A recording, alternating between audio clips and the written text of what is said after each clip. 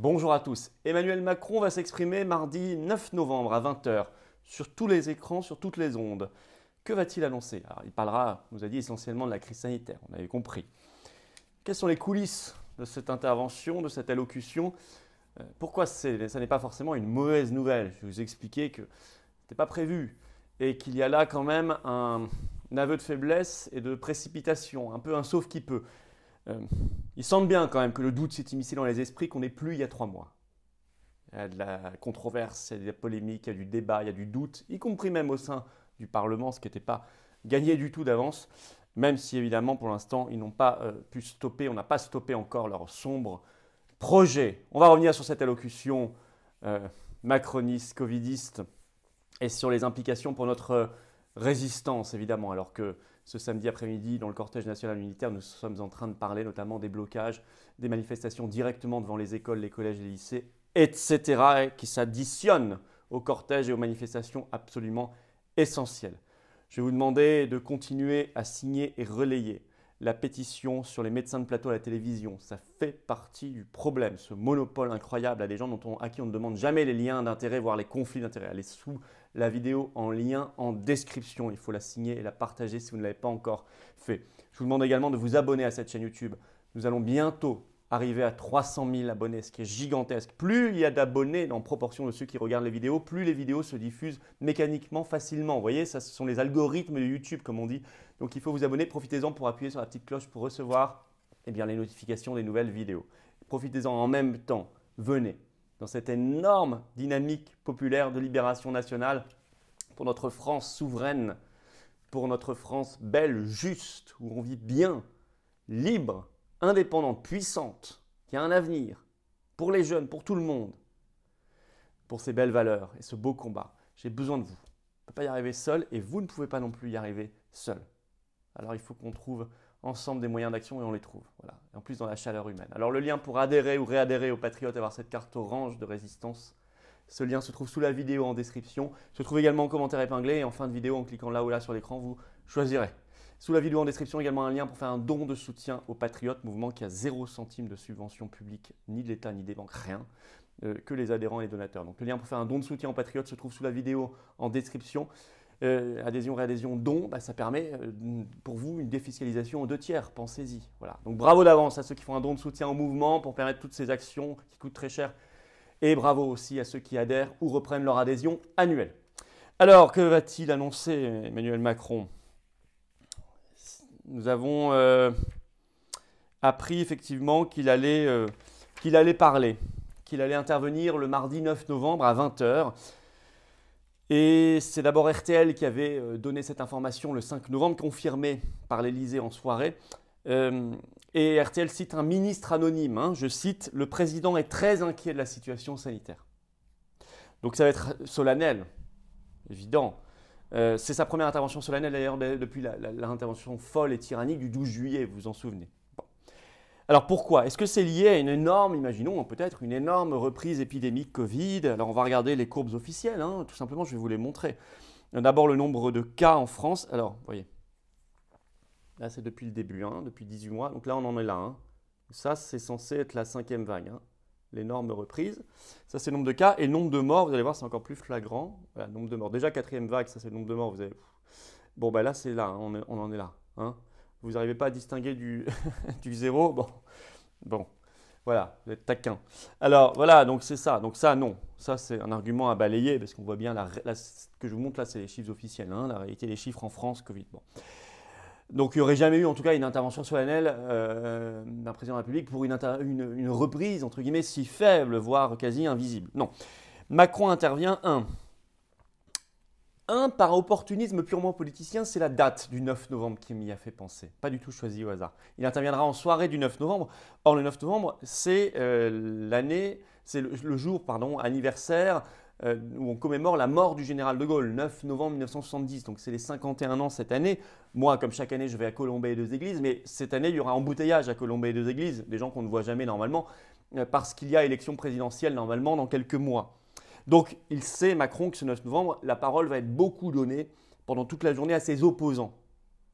Fausse ou vraie opposition, vraie comme la mienne ou fausse comme d'autres.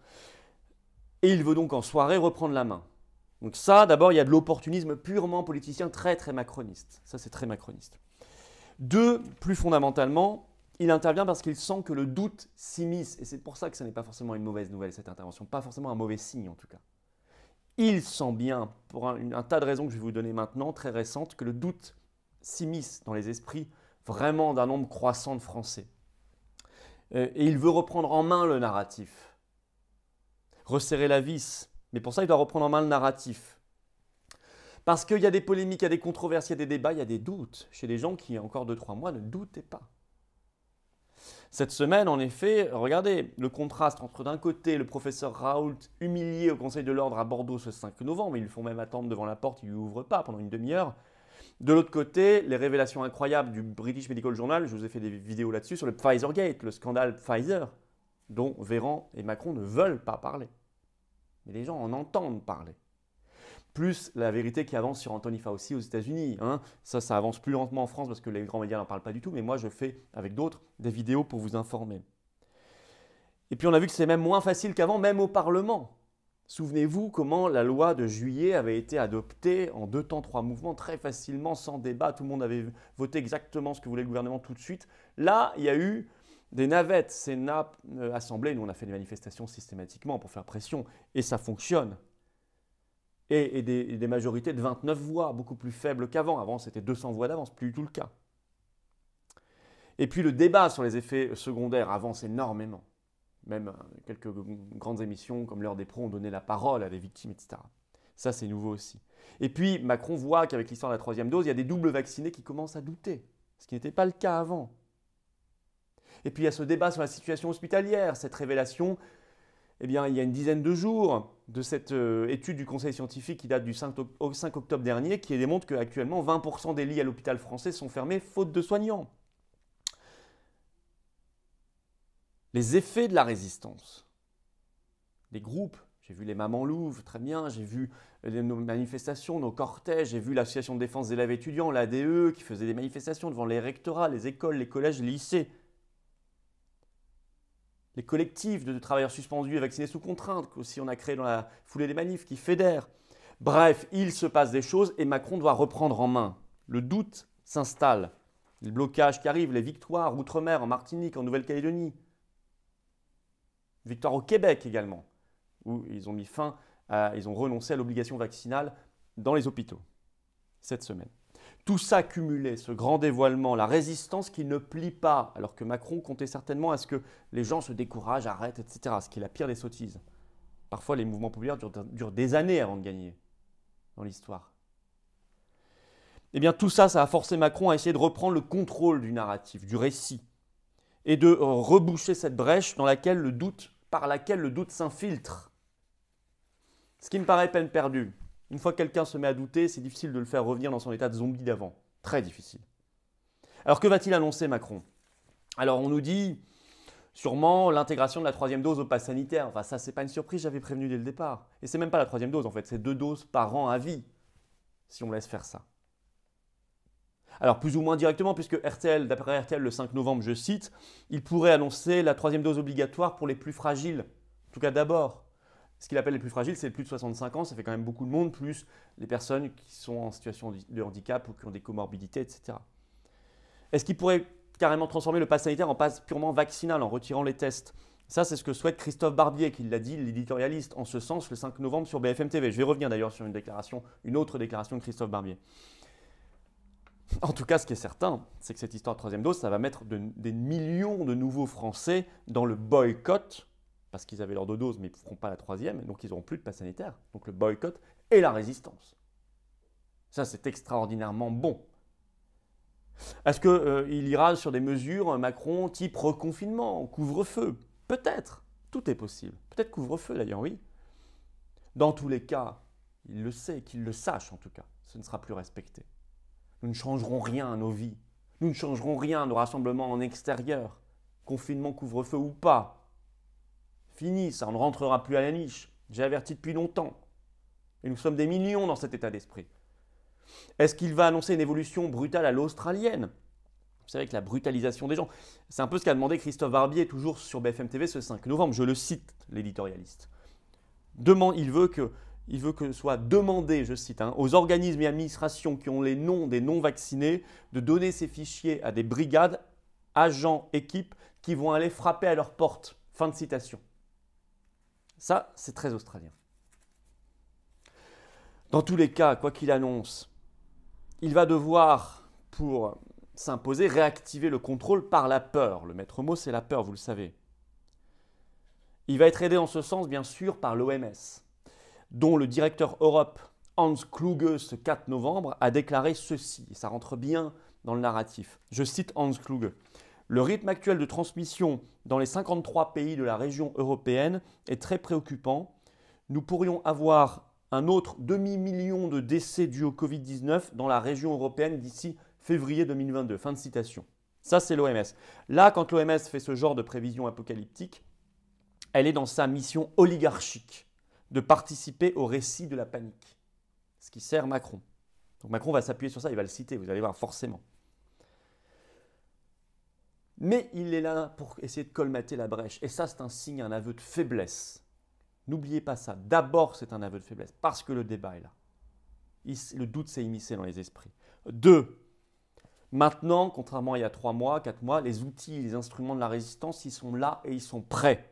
Et ils sont prêts à accueillir des millions de nouveaux Français, vaccinés ou non vaccinés, dans le rang. Nous, on est juste pour la liberté vaccinale, vous le savez. On est prêts.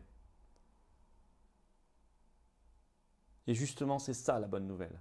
La résistance va considérablement grandir, grossir, voire affluer dans ses rangs de nouveaux profils.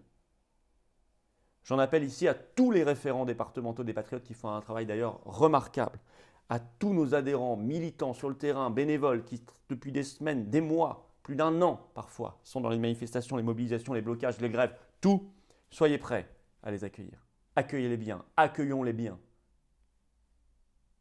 Moi, c'est ça d'abord que je retiens de cette perspective d'allocution. Aveu de faiblesse et préparation d'une nouvelle dimension de la résistance et des combats de notre côté. Alors abonnez-vous à cette chaîne YouTube dès maintenant, allons vers les 300 000 abonnés. Je compte sur vous, ça prend 2 secondes. La pétition sur les médecins de plateau de télé, ras-le-bol, c'est sous la vidéo en lien en description. Vous la signez, vous la relayez et venez. Venez, dans quelques heures, je vous donnerai des informations sur tous les événements qui viennent dans la résistance, bien sûr. Mais d'abord, venez, venez, venez. Restez pas sur le bord du chemin. Moi, j'ai besoin de vous. On va y arriver ensemble. Le lien pour adhérer, réadhérer, avoir cette carte orange de Libération Nationale qui porte mieux son nom que jamais. Bien, ce lien se trouve sous la vidéo en description ou commentaire épinglé. Vous voyez là ou là en cliquant directement sur l'écran. Sous la vidéo en lien en description, également la possibilité de faire un don aux Patriotes et donc à la résistance tout entière pour financer tout ça alors qu'on n'a pas un centime de l'État. Adhésion, réadhésion, don, c'est défiscalisé aux 2 tiers pour vous. Alors bienvenue d'avance. Bravo à ceux qui reprennent leur adhésion annuelle. Bravo également à ceux qui font un don de soutien au mouvement et à la résistance. Vive la France!